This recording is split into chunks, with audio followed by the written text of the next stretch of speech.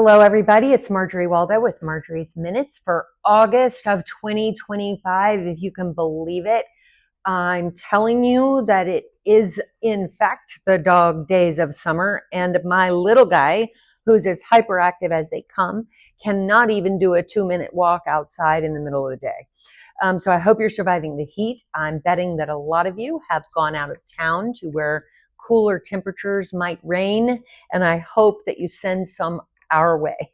I want to tell you a bunch of little things, and I'm going to try to keep this under 5 minutes this time. The first thing I want to say is another huge thank you to Blue Ivy Communications, Mark Burns and Melissa Perlman, who did a fundraiser for us for our Places summer camp. As a result of that fundraiser, all expenses except for $60 or something so nominal were covered by the fundraising and camp fees for the people who could afford to pay. We gave a lot of scholarships. I don't know the exact percentage, but I want to say it's above 70% this year. Our scholarship range for summer camp is usually between 65 and 95%, erring on the higher end of children receiving scholarships. It was a different type of camp this year, and it was only because of Blue Ivy Communications that we were able to make it happen. We'll be releasing some photographs. The last week ends on Friday of August 1st, and we'll send some photos out on our social and website so that you can take a look. The kids were adorable. It was very loud and fun at Arts Garage for a full month. I also want to just tease a little bit again, Culture Under Fire with Marjorie Waldo, Making a Case for the Arts, which is our new podcast, which we were going to launch it in August, but I think we're really talking about September. The curation of the speakers is a little bit more of a lengthy process than I expected. So we should be launching that in September. We'll be sure to make a big splash with PR and marketing so that you'll hear about it. And I hope you'll take the time to listen, maybe 30-minute episodes with special guests where we'll talk about really important issues related to the arts and have some guests who can talk about what the arts mean to them as well. So check it out and stay tuned. The other thing, if you've noticed, if you've come to a show or come by the gallery, you'll see that our little mini stage, right as you enter the space on your left, is covered in non-perishable food items for Eat Better, Live Better. Our campaign to have you make donations to that effort ends on August 30th, and then we will move right into another organization, Cross Ministries, which many of you I'm sure are familiar with, that also serves needy, hungry clients.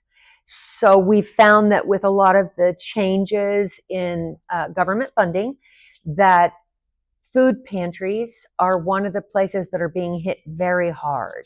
And they're serving so many people in our community who are deserving of the assistance. So I hope you'll consider, even if you're just walking by to go to lunch, drop off a few cans of green beans or a bag of rice or something like that. We'd really appreciate anything you can do. For both Eat Better, Live Better, which ends August 30th, and then September 1st, it starts for Cross Ministries with a different list of items they're wishing for. Peanut butter, but it's similar to what Eat Better, Live Better wants, just they serve a different population of folks who need us. And drop something off so we can donate back to our community and help those people that are currently struggling. I'm feeling real fortunate not to be someone who's struggling right now. I have this beautiful job. I own a beautiful home. I have beautiful kids and 2 really cute dogs that come to work with me. And I'm in the catbird seat, as my parents would have said. And I hope that you'll help us give back to people who can't say the same thing. I want to tell you about 2 performances that are really 3 performances, but 2 things that are really important to know. One is on August 15th, we'll be presenting The Kittens. Again, I remind you, this is a group that consists of a dad and his 2 sons who are middle school age. I don't remember their exact age. And we put them on the stage. I think this will be the 3rd year. And they are incredibly passionate about jazz. When they talk about what they do, the boys, they nearly jump out of their skin because they're so excited. And I hope that you will consider attending the show to support them as they grow their skill and talent in the field of jazz. The tickets are extremely affordable. We do pay the performers.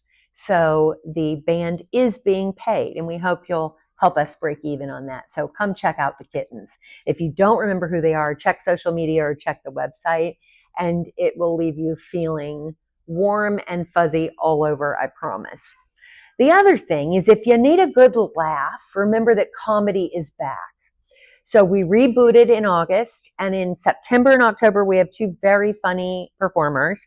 On September 5th, we have Erin Belisle, and on October 3rd, we have Tom Brusco. They're very different talents. Erin is a comedian who speaks through typing on his phone. He is unable to speak out loud himself to share the comedy. It's one of the funniest things I've ever seen. He's terrific. He was on America's Got Talent, and both of them are touring nationally, if not internationally, and I hope you will come check them out. It's the first Friday of each month. The Art of Laughter series is. We booked comedians through March of 2026. It aligns with the First Friday Art Walk that the DDA has done for years that we always participate in. You're able to come in from 6 to 8 and get 50% off wine and glasses of wine and beer while you look at the art walk, the art exhibits in both of our spaces, the Black Box Gallery and the Marshall Family Foundation Gallery, have a drink and stay for a show. So it's a great date night, and I hope you'll consider coming.